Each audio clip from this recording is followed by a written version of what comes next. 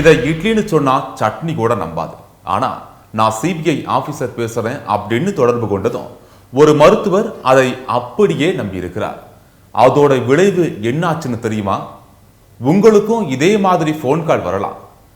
என்ன நடந்தது, என்ன செய்யணும், நீங்களே பாருங்க. திருச்சி மாவட்டம் உறையூர் ராமலிங்கபுரத்தைச் சேர்ந்த மருத்துவர் ஒருவர் நோயாளிகளின் ஹார்ட் பீட்டை பரிசோதித்துக் கொண்டிருந்த போதுதான் அப்படி ஒரு தொலைபேசி அழைப்பு அவரது ஹார்ட் பீட்டை எகர வைத்தது.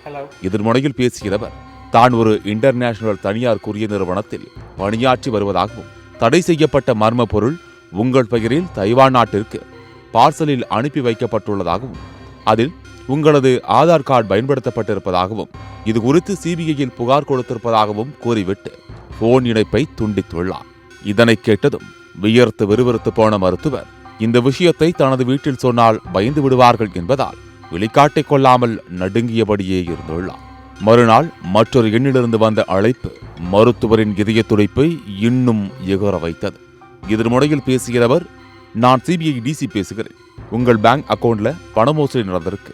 உடனடியா உங்க வங்கி கணக்குல இருக்கிற பணத்தை எல்லாம் எங்க ஹெட் ஆபீஸ் அக்கவுண்டுக்கு மாற்றுங்க. எல்லாத்தையும் செக் பண்ணிட்டு உங்களோட வங்கி கணக்குக்கே திருப்பி அனுப்பிடுவோம் என்று ரொம்ப டீசென்டாக எச்சரித்துள்ளார். அதிர்ச்சியடைந்த மருத்துவர் அவசரமாக தனது வங்கி கணக்கில் இருந்த 52,10,000 ரூபாய் பணத்தை RTGS மூலமாக அந்த மர்ம நபர் கூறிய இருவேறு வங்கி கணக்கிற்கு அனுப்பியுள்ளார். இதனைத் தொடர்ந்து என் மேல எந்த தப்பு இல்லைன்னு இப்பவாவது தெரிஞ்சுக்கிட்டீங்களா? நான் அனுப்பிய பணம் எல்லாம் பத்திரமா இருக்குதா? என்னுடைய வங்கி கணக்கில் என்ன மோசடி நடந்திருக்கு அப்படின்னு கேட்பதற்காக அந்த எண்ணிற்கு தொடர்பு கொண்டுள்ளார் மருத்துவர். ஆனால் சிபிஐ ஆபீசர் என தொடர்பு கொண்டு பேசியவரின் செல்போன் நம்பர் சுவிட்ச் ஆஃப் செய்யப்பட்டதாக கம்ப்யூட்டர் வாய்ஸ் மட்டுமே ரிப்பீட் அளித்தது.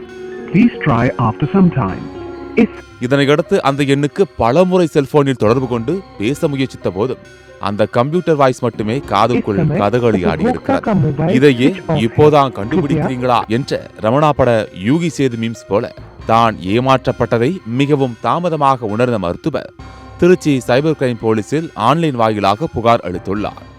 ஏமாந்துட்டு இப்ப வந்து புகார் கொடுத்து என்ன பண்றது?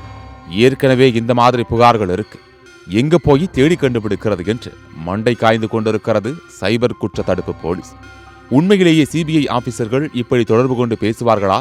அப்படி பேசினால் அதை எப்படி எதிர்கொள்ள வேண்டும் என்று ஓய்வு பெற்ற போலீஸ் அதிகாரி கருணாநிதியுடன் சத்தியம் டிவி குழு உரையாடிய போது, போன்ல உங்களுக்கு தகவலை சொல்றாங்கன்னா நம்ம என்ன பண்ணணும் சார்? போன்ல தகவல் சொன்னாலும் நீங்க வாங்க, நேரா வாங்க, நாங்க நேரா வந்து உங்களோட ஐடென்டிஃபிகேஷன் காட்டுங்க, நான் உங்களுக்கு நான் பேசுறேன் அப்படின்னு போன்ல. ஆமா, அப்படியே சொல்லலாம். போன்ல வந்து நீங்க யார் பேசுறீங்கன்னு நான் அஷ்யூரா எடுத்துக்க முடியாது, ஷூரா எடுத்துக்க முடியாது.